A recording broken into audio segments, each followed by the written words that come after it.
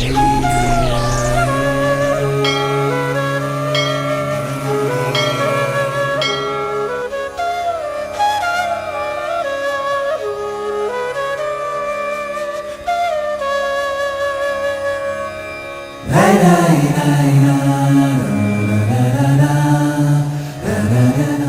ಶ್ರೀ ಗುರು ರಾಘವೇಂದ್ರಾಯ ನಮಃ. ಶ್ರೀ ರಾಘವೇಂದ್ರೋ ಹರಿಪಾದಕಂಜ ನಿಷೇವಣಾಲ್ಲಬ್ಧ ಸಮಸ್ತ ಸಂಪತ್ ದೇವಸ್ವಭಾವೋ ದಿವಿಜದ್ರುಮೋಯಮಿಷ್ಟ ಪ್ರದೋ ಮೇ ಸತತಂ ಸಭೂಜಾತ್. ಪೂಜ್ಯಾಯ ರಾಘವೇಂದ್ರಾಯ ಸತ್ಯಧರ್ಮರತಾಯ ಚ ಭಜತಾಂ ಕಲ್ಪವೃಕ್ಷಾಯ ನಮತಾಂ ಕಾಮಧೇನುವೆ. ಶ್ರೀ ಗುರು ರಾಘವೇಂದ್ರ ಗುರುಗಳ ಮಾನವೀಯ ಅನುಕಂಪ, ದೀನ ದಲಿತರ ಬಗ್ಗೆ ಅವರ ಸಹಾನುಭೂತಿ ಅಪಾರವಾದುದು, ಕರುಣೆ ಅಪರಿಮಿತವಾದುದು, ಪ್ರೀತಿ, ವಾತ್ಸಲ್ಯ, ಮಮತೆ, ಸಹಕಾರ, ಸಹಾನುಭೂತಿ ಅಪಾರವಾದದ್ದು. ದೇವರೆಂದರೆ ತಿರುಪತಿ ತಿಮ್ಮಪ್ಪ, ಗುರುಗಳೆಂದರೆ ಮಂಚಾಲೆ ರಾಘಪ್ಪ ಎನ್ನುವುದು ಎಲ್ಲರಿಗೂ ತಿಳಿದ ಸತ್ಯವಾದ ಮಾತು. ಇವರು ತಮ್ಮ ಹಿಂದಿನ ಜನ್ಮಗಳಲ್ಲಿ ಗಳಿಸಿದ ಪುಣ್ಯ ಫಲದ ರಾಶಿಯನ್ನು ಭಕ್ತಗಣದ ಕಷ್ಟ, ಕಾರ್ಪಣ್ಯ, ಸುಖ, ನೋವು, ಸಂದಿಗ್ಧ ಪರಿಸ್ಥಿತಿಗಳ ಸಂಕಟಗಳ ನಿವಾರಣೆಗೆಂದೇ ಮಂತ್ರಾಲಯ ಕ್ಷೇತ್ರದಲ್ಲಿ ನೆಲೆ ನಿಂತಿದ್ದಾರೆ.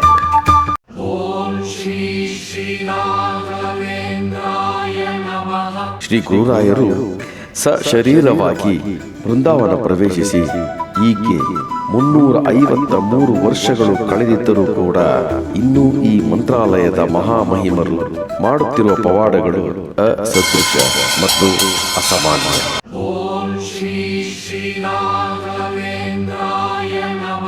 ಭಾರತೀಯ ಸಂಸ್ಕೃತಿಯಲ್ಲಿ ಗುರುವಿಗೆ ವಿಶೇಷವಾದ ಸ್ಥಾನಮಾನವಿದೆ. ಗುರು ಎಂಬ ಶಬ್ದಕ್ಕೆ ಶಿಷ್ಯರಲ್ಲಿನ ಅಜ್ಞಾನವನ್ನು ನಾಶ ಮಾಡುವಷ್ಟು ಯೋಗ್ಯನು ಎಂಬ ಅರ್ಥವಿದೆ. ಈ ರೀತಿ ಸಮರ್ಥನಾದ ಗುರುವೇ ಶಿಷ್ಯರನ್ನು ಸನ್ಮಾರ್ಗಕ್ಕೆ ತಂದು ಅವರ ಅಜ್ಞಾನವನ್ನು ನಾಶಪಡಿಸುವುದು ಅಲ್ಲದೆ ಅವರ ಇಹಪರ ಸಾಧನೆಗಳಿಗೂ ಕಾರಣ ಪುರುಷರಾಗಿದ್ದಾರೆ. ಶ್ರೀ ಗುರುರಾಘವೇಂದ್ರ ಗುರುಗಳು ಕರುಣೆ, ಮಮತೆ, ಪ್ರೀತಿ, ವಾತ್ಸಲ್ಯದ ಮೂರ್ತಿಯಾಗಿ ಮಂತ್ರಾಲಯದಲ್ಲಿ ವಿರಾಜಮಾನರಾಗಿದ್ದಾರೆ.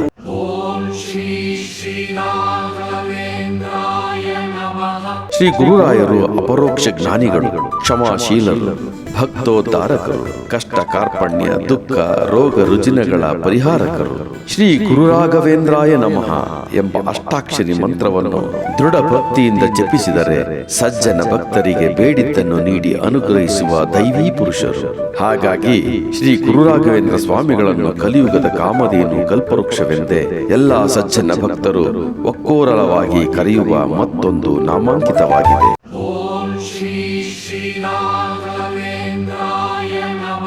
ಶ್ರೀ ಗುರುರಾಯರು ಜಾತಿ, ಮತ, ಕುಲ, ಬಡವ, ಬಲ್ಲಿದ, ಮೇಲು, ಕೀಳು ಎಂಬ ಯಾವ ಭೇದ ಭಾವವಿಲ್ಲದೆ ಎಲ್ಲರನ್ನು ಉದ್ಧರಿಸುವ ಬಹುದೊಡ್ಡ ಸಮತಾವಾದಿಗಳಾಗಿದ್ದಾರೆ. ಇಂತಹ ಮಹಾ ಸಿದ್ಧಿ ಪುರುಷರನ್ನ, ಮಹಾ ತಪಸ್ವಿಗಳನ್ನು ನರಮಾನವರಾದ ನಾವು ಹೇಗೆ ಒಲಿಸಿಕೊಳ್ಳಬೇಕೆಂಬ ಚಿಂತೆ ನಮ್ಮಲ್ಲಿ ಎಡೆಬಿಡದೆ ಕಾಡುತ್ತಿರುವುದಲ್ಲವೇ? ಇವರ ಸಂಪೂರ್ಣ ಅನುಗ್ರಹಕ್ಕೆ ನಾವು ಪಾತ್ರರಾಗಬೇಕೆಂದರೆ ಕೆಲವೊಂದು ನಿಯಮಗಳನ್ನು ನಾವು ಪಾಲಿಸಲೇಬೇಕಾಗುತ್ತದೆ. ನಾವು ಶ್ರೀ ಗುರುರಾಯರ ವ್ರತ ಮಾಡುತ್ತಿರುವ ವೇಳೆಯಲ್ಲಾಗಲಿ, ಅವರ ಸೇವೆ ಮಾಡುತ್ತಿರುವ ಸಂದರ್ಭದಲ್ಲಾಗಲಿ, ಪೂಜಾ ಕೈಂಕರ್ಯಗಳನ್ನು ಮಾಡುವ ಸಮಯದಲ್ಲೇ ಆಗಲಿ ಒಂದಷ್ಟು ವಿಧಾನಗಳಿವೆ. ಅವುಗಳನ್ನು ನಾವು ಸರಿಯಾದ ರೀತಿಯಲ್ಲಿ ಪಾಲಿಸುವುದರಿಂದ ಶ್ರೀ ಗುರುರಾಯರ ಅನುಗ್ರಹ ನಮ್ಮ ಮೇಲೆ ಬೇಗ ಬರುತ್ತದೆ ಅನ್ನುವುದು ತಿಳಿದವರು, ಅನುಭವಿಸಿದ ಸಜ್ಜನ ಭಕ್ತರ ಅಭಿಪ್ರಾಯ.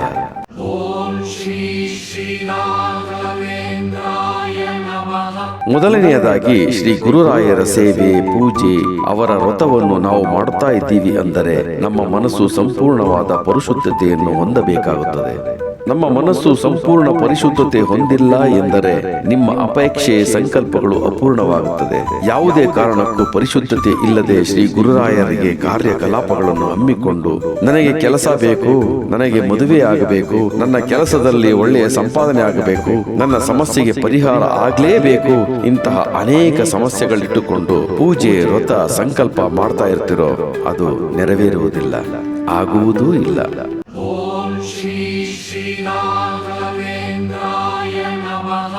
ಯಾವ ರೀತಿ ಶ್ರೀ ಗುರುರಾಯರನ್ನ ಮಡಿ ಹುಡಿಯಿಂದ ಪೂಜೆ ಮಾಡುವಾಗ, ಆರಾಧಿಸುವಾಗ, ಸಂಕಲ್ಪ ಮಾಡುವಾಗ ನಾವು ಪರಿಶುದ್ಧವಾಗಿರಬೇಕು. ಕೆಲವು ಸಜ್ಜನ ಭಕ್ತರು ಗುರುವಾರ ಮಾತ್ರ ಆರಾಧಿಸಿ ಪೂಜಿಸುತ್ತಾರೆ. ಇನ್ನು ಕೆಲವರು ಜೀವನದುದ್ದಕ್ಕೂ ಪೂಜೆ ಪುರಸ್ಕಾರ ಮಾಡುತ್ತಲೇ ಇರುತ್ತಾರೆ. ಇನ್ನು ಕೆಲವರು 7 ಗುರುವಾರ ಪೂಜೆ ಪುನಸ್ಕಾರ ಸಂಕಲ್ಪ ಮಾಡುತ್ತಾರೆ. ಶ್ರೀ ಗುರುರಾಯರ ಪೂಜಾ ವಿಧಿವಿಧಾನಗಳು ನಮ್ಮ ಹಿಂದೂ ಸಂಪ್ರದಾಯದ ಪ್ರಕಾರವೇ ನಡೆದರೂ ನಾವು ಧರಿಸುವ ವಸ್ತ್ರ ಮತ್ತು ಸೇವಿಸುವ ಆಹಾರವು ಗಣನೆಗೆ ಬರುತ್ತದೆ. ಕೆಲವರು ಜೀನ್ಸ್ ಪ್ಯಾಂಟು, ಟೀ ಶರ್ಟು, ಮಿಡಿ, ಫ್ರಾಕು ಇಂತಹ ಬಟ್ಟೆಗಳನ್ನು ಧರಿಸಿ ಪೂಜೆ ಮಾಡುತ್ತಾರೆ. ಇದು ತಪ್ಪು. ನಮ್ಮ ಹಿಂದೂ ಸನಾತನ ಧರ್ಮದ ಸಂಪ್ರದಾಯದ ಬಟ್ಟೆಗಳನ್ನು ಧರಿಸಿ ಪೂಜೆ ಮಾಡುವುದು ಒಳ್ಳೆಯದು. ಅಂದರೆ ಪಂಚೆ, ಬನಿಯನ್, ಶರ್ಟು, ಸೀರೆ, ಕುಪ್ಪಸ ಇತ್ಯಾದಿ. ಹಾಗೆಯೇ ಕೆಲವರು ದುರಾಭ್ಯಾಸ ಇಟ್ಟುಕೊಂಡು ಕೆಟ್ಟ ಚಟಗಳನ್ನು ಇಟ್ಟುಕೊಂಡು ಶ್ರೀ ಗುರುರಾಯರ ಪೂಜೆ ಪುನಸ್ಕಾರ ಮಾಡುತ್ತಾರೆ. ಇದು ತಪ್ಪು. ಗುರುರಾಯರ ಆರಾಧನೆಯ ವೇಳೆ, ಪೂಜಿಸುವ ವೇಳೆ ನಾವು ಇದೆಲ್ಲವನ್ನು ತ್ಯಾಗ ಮಾಡಿ ಕಟ್ಟುನಿಟ್ಟಿನ ನಿಯಮ ಪಾಲಿಸಬೇಕಾಗುತ್ತದೆ. ನಾವು ನಿಯಮಾನುಸಾರ ಪೂಜೆ ಮಾಡಲಿಲ್ಲವೆಂದರೆ ನಮಗೆ ರಾಯರ ಅನುಗ್ರಹ ದೊರೆಯುವುದಿಲ್ಲ. ಅದಕ್ಕೆ ನಾವು ಪೂಜಾ ಸಮಯದಲ್ಲಿ ಮದ್ಯಪಾನ ಮಾಡುವುದು, ಮಾಂಸ ಸೇವಿಸುವುದು, ಧೂಮಪಾನ ಮಾಡುವುದು ಇತ್ಯಾದಿ ಎಲ್ಲವೂ ನಿಷಿದ್ಧ. ಒಂದು ವೇಳೆ ಎಲ್ಲವನ್ನೂ ಮಾಡಿ ರಾಯರ ಪೂಜೆ ಮಾಡಿದರೆ ಖಂಡಿತವಾಗಿಯೂ ರಾಯರ ಕೃಪೆ ನಮಗೆ ದೊರೆಯುವುದಿಲ್ಲ. ಎಲ್ಲವೂ ನೀರಿನಲ್ಲಿ ಹೋಮ ಮಾಡಿದ ಹಾಗೆ. ನಾವು ಶ್ರೀ ಗುರುರಾಯರನ್ನು ಒಲಿಸಿಕೊಳ್ಳಲು ಇಲ್ಲವೇ ಅವರ ಅನುಗ್ರಹಕ್ಕೆ ಪಾತ್ರರಾಗಲು ಪೂಜಾ ವಿಧಿವಿಧಾನಗಳು ಹೇಗೆ ಇರಬೇಕು ಎಂದರೆ ನಮ್ಮ ಅನುಭವಿ ಸಜ್ಜನ ಭಕ್ತರ ಮಾರ್ಗಾನುಸಾರ ನಾವು ನಿಮಗೆ ತಿಳಿಯಪಡಿಸುತ್ತೇವೆ.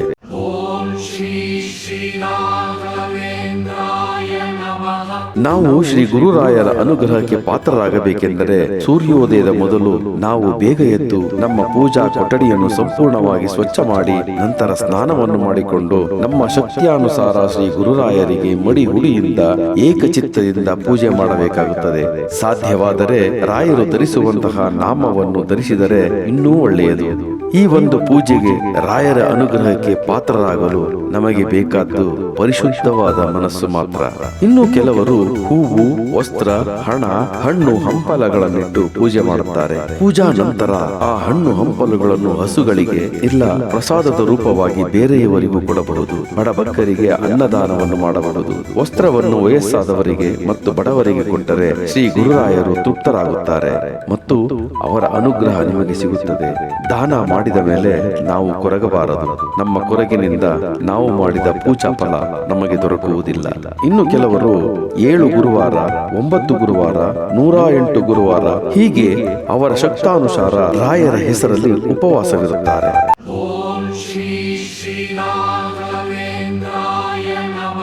ಇದು ತಪ್ಪಲ್ಲ, ಆದರೆ ಇದು ನಮ್ಮಿಂದ ಸಾಧ್ಯನಾ ಅನ್ನುವುದನ್ನು ಮನದಟ್ಟು ಮಾಡಿಕೊಂಡು ಉಪವಾಸ ಮಾಡಬೇಕು. ನಮಗೆ ಸಾಧ್ಯವೇ ಆಗುವುದಿಲ್ಲ, ಇದರಿಂದ ನಮಗೆ ಅನಾರೋಗ್ಯ ಸಮಸ್ಯೆ ಆಗುತ್ತದೆ ಅನ್ನೋರು ಈ ಉಪವಾಸ ವ್ರತವನ್ನು ಮಾಡಬೇಡಿ. ಮತ್ತು ಉಪವಾಸದ ವೇಳೆ ನಾವು ಊರಿಂದ ಊರಿಗೆ ಹೋಗುವುದು, ಪ್ರವಾಸಕ್ಕೆ ಹೋಗುವುದನ್ನು ಕೈಬಿಡಬೇಕು. ನಾವು ಎಷ್ಟು ದಿನ ಉಪವಾಸವಿರುತ್ತೀವೋ ಆ ದಿನಗಳಲ್ಲಿ ಮನೆಯಲ್ಲೇ ಇದ್ದರೆ ಒಳ್ಳೆಯದು. ಹಾಗೆ ರಾಯರ ಹೆಸರಲ್ಲಿ ಉಪವಾಸವಿದ್ದಾಗ ಒಬ್ಬರ ಎಂಜಲನ್ನು ಮತ್ತೊಬ್ಬರು ಸೇವನೆ ಮಾಡುವುದು ಒಳ್ಳೆಯದಲ್ಲ. ಮತ್ತು ಆ ವೇಳೆಯಲ್ಲಿ ಶ್ರೀ ಗುರುರಾಯರ ನಾಮಸ್ಮರಣೆ ಬಿಟ್ಟು ಕೆಟ್ಟ ಮಾತುಗಳನ್ನು ಆಡುವುದು ಒಳ್ಳೆಯದಲ್ಲ. ಮತ್ತು ಬೇರೆಯವರಿಗೆ ಚುಚ್ಚು ಮಾತಾಡುವುದು, ಬೈಯುವುದು, ಮತ್ತೊಬ್ಬರ ಮನಸ್ಸಿಗೆ ನೋವುಂಟು ಮಾಡುವುದು ಒಳ್ಳೆಯದಲ್ಲ. ಇದನ್ನು ಜೀವನದುದ್ದಕ್ಕೂ ಅಳವಡಿಸಿಕೊಂಡರೆ ತುಂಬಾ ಒಳ್ಳೆಯದು. ಇದರಿಂದ ಶ್ರೀ ಗುರುರಾಯರು ತೃಪ್ತರಾಗುತ್ತಾರೆ, ನಮ್ಮ ಭಕ್ತಿಗೆ ಬೆಳಕು ತೋರಿದಂತಾಗುತ್ತದೆ. ಮತ್ತು ಶ್ರೀ ಗುರುರಾಯರ ಪೂಜೆಗೆ ಹಣ್ಣು ಹಂಪಲುಗಳೇ ಬೇಕು, ಲಕ್ಷಾನುಗಟ್ಟಲೆ ದುಡ್ಡು ಬೇಕು, ಒಡವೆ ವಸ್ತ್ರಗಳು ಬೇಕು, ಆಡಂಬರದ ಪೂಜೆಯಾಗಬೇಕು ಅನ್ನುವ ನಿಯಮಗಳೇನೂ ಇಲ್ಲ. ಆದರೆ ನಾವು ಪೂಜೆ ಮಾಡುವಾಗ ಮಡಿ ಹುಡಿಯಿಂದ ತನು ಮನ ಭಕ್ತಿ ಭಾವದಿಂದ ನಮ್ಮ ಸಂಕಲ್ಪ ಮಾತ್ರ ನಿಶ್ಚಯವಾಗಿರಬೇಕು. ಮತ್ತೊಬ್ಬರಿಗೆ ಖೇದವನ್ನುಂಟು ಮಾಡುವಂತಿರಬಾರದು. 4 ಜನಕ್ಕೆ ಮತ್ತು ನಮಗೂ ಒಳಿತನ್ನುಂಟು ಮಾಡುವಂತಿರಬೇಕು. ಸಾಕಷ್ಟು ಜನ ಮತ್ತೊಬ್ಬರಿಗೆ ಕೆಟ್ಟದುಂಟು ಮಾಡುವ ಸಂಕಲ್ಪವನ್ನು ಮಾಡುತ್ತಾರೆ. ಆದರೆ ಅದಕ್ಕೆ ನಮ್ಮ ರಾಯರಿಂದ ಮನ್ನಣೆಯಾಗಲಿ ಆಶೀರ್ವಾದವಾಗಲಿ ಸಿಗುವುದಿಲ್ಲ.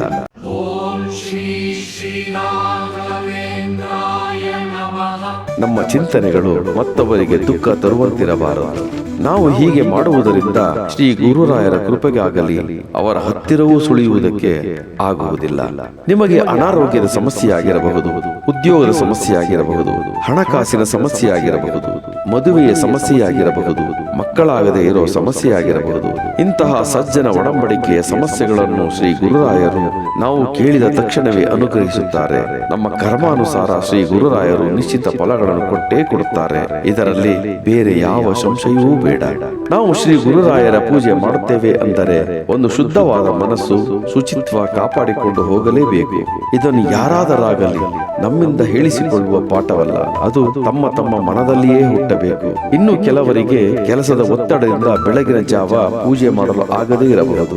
ಸಾಯಂಕಾಲ ಅಂದರೆ ಗೋಧೂಳಿಯ ಸಮಯದಲ್ಲಿ ಶ್ರೀ ಗುರುರಾಯರ ಪೂಜೆ ಮಾಡಬಹುದು. ಆದರೆ ಬೆಳಗಿನ ಬ್ರಾಹ್ಮಿ ಮುಹೂರ್ತದಲ್ಲಿ ಮಾಡುವ ಪೂಜೆ ಮನೆಗೂ ಮನೆ ಮಂದಿಗೂ ಒಂದು ಒಳ್ಳೆಯ ಶುಭ ಸೂಚನೆಯನ್ನು ಕೊಡುತ್ತದೆ. ನಮ್ಮ ಒಂದು ಕಷ್ಟದಿಂದ ದೂರವಾಗುವ ದಾರಿಯನ್ನು ತಂದು ಕೊಡುತ್ತದೆ. ಹೀಗೆ ಶ್ರೀ ಗುರುರಾಯರನ್ನು ಶುದ್ಧ ಮನಸ್ಸು ಮತ್ತು ಶುಚಿತ್ವದಿಂದ ಯಾರು ಪೂಜೆ ಮಾಡಿ ಸಂಕಲ್ಪ ಮಾಡಿಕೊಳ್ಳುತ್ತಾರೋ ಅಂತಹವರಿಗೆ ಶ್ರೀ ಗುರುರಾಯರ ಅನುಗ್ರಹ ಸಿಕ್ಕೇ ಸಿಗುತ್ತದೆ ಅನ್ನುವುದರಲ್ಲಿ ಸಂದೇಹವಿಲ್ಲ. ಸಜ್ಜನ ಭಕ್ತರಿಗೆ ಎಂತೆಂತಹ ಸಮಯದಲ್ಲೂ ಕೈ ಹಿಡಿದು ಎತ್ತಿ ಎಂತಹ ಕಷ್ಟ ಕಾರ್ಪಣೆಗಳಿದ್ದರೂ ಮುಕ್ತಗೊಳಿಸಿ ಜೀವನದಲ್ಲಿ ಹೊಸ ಬೆಳಕನ್ನು ನಮ್ಮ ರಾಯರು ಮೂಡಿಸಿದ್ದಾರೆ ಮತ್ತು ಮೂಡಿಸುತ್ತಲೂ ಇದ್ದಾರೆ. ಕೊನೆಗೆ ಶ್ರೀ ಗುರು ರಾಘವೇಂದ್ರ ಸ್ವಾಮಿಗಳು ಸಜ್ಜನ ಭಕ್ತರಿಗೆ ಹೇಳುವುದೊಂದೇ ಮಾತು: ನೀವು ಎಂತಹ ಕಷ್ಟ ಕಾರ್ಪಣ್ಯಗಳಿಗೆ, ದುಃಖ ದಾರಿದ್ರ್ಯಗಳಿಗೆ ಹೆದರಬೇಡಿ, ನಿಮ್ಮ ಜೊತೆ ಸದಾ ನಾನಿದ್ದೇನೆ ಎಂಬ ಶ್ರೀ ಗುರುರಾಯರ ವಾಣಿಯೊಂದಿಗೆ ಈ ಸಂಚಿಕೆಯನ್ನು ಮುಗಿಸೋಣ. ಎಲ್ಲರೂ ಶ್ರೀ ಗುರುರಾಯರನ್ನು ಸ್ಮರಿಸುತ್ತಾ ಶ್ರೀ ಗುರು ರಾಘವೇಂದ್ರ ಸ್ವಾಮಿಗಳ ಅನುಗ್ರಹಕ್ಕೆ ಪಾತ್ರರಾಗಿ ಸುಖಕರ ಜೀವನ ನಡೆಸಿ. ಸರ್ವೇ ಜನ ಸುಖಿನೋ ಭವಂತು. ಜೈ ಶ್ರೀ ಗುರು ರಾಘವೇಂದ್ರಾಯ ನಮಃ. ಆತ್ಮೀಯರೇ, ನಿಮ್ಮ ಚಲನಚಿತ್ರ ನಟ, ಸಾಹಿತಿ ಮತ್ತು ನಿರ್ದೇಶಕ ತನ್ಮಯ ಸನತ್ಕುಮಾರ್ನ ಪ್ರಣಾಮಗಳು. ಇಷ್ಟು ದಿನ ತಾವು ನಮ್ಮ SGRS ಎಂಟರ್ಟೈನ್ಮೆಂಟ್ ಯೂಟ್ಯೂಬ್ ಚಾನಲನ್ನು ಪ್ರೋತ್ಸಾಹಿಸಿ ನಾವು ನೀಡುತ್ತಿರುವ ಸಾಮಾಜಿಕ ಕಳಕಳಿಯ ಶಾರ್ಟ್ ಮೂವಿಗಳನ್ನು ಮತ್ತು ಶ್ರೀ ಗುರು ರಾಘವೇಂದ್ರ ಸ್ವಾಮಿಗಳ ಚರಿತ್ರೆ, ಪವಾಡ, ಮಹಿಮೆಗಳನ್ನು ತಾವೆಲ್ಲರೂ ನೋಡಿ ಪ್ರೋತ್ಸಾಹಿಸಿದಿರಿ. ಹಾಗೆ ಲೈಕು, ಕಾಮೆಂಟು, ಶೇರ್ ಮಾಡಿ ಸಬ್ಸ್ಕ್ರೈಬು ಮಾಡ್ಕೊಂಡಿದ್ದೀರಿ. ಇನ್ನೂ ಯಾರು ಸಬ್ಸ್ಕ್ರೈಬ್ ಮಾಡ್ಕೊಂಡಿಲ್ಲ ಅವರು ದಯವಿಟ್ಟು ನಮ್ಮ ಚಾನಲ್ನ ಸಬ್ಸ್ಕ್ರೈಬ್ ಮಾಡ್ಕೊಳ್ಳಿ. ನಿಮ್ಮ ಸ್ನೇಹಿತರಿಗೂ ನಿಮ್ಮ ಸಂಬಂಧಿಕರಿಗೂ ನಾವು ಹಾಕುವ ಪ್ರತಿಯೊಂದು ವಿಡಿಯೋಗಳನ್ನು ಶೇರ್ ಮಾಡಿ ನಮ್ಮ SGRS ಎಂಟರ್ಟೈನ್ಮೆಂಟ್ ಯೂಟ್ಯೂಬ್ ಚಾನಲನ್ನು ಪ್ರೋತ್ಸಾಹಿಸಿ ಅಂತ ಈ ಮುಖಾಂತರ ತಮ್ಮಲ್ಲಿ ಸವಿನಯ ಪ್ರಾರ್ಥನೆ. ಜೈ ಶ್ರೀ ಗುರು ರಾಘವೇಂದ್ರ ಸ್ವಾಮಿಗಳಾಯೇ ನಮಃ.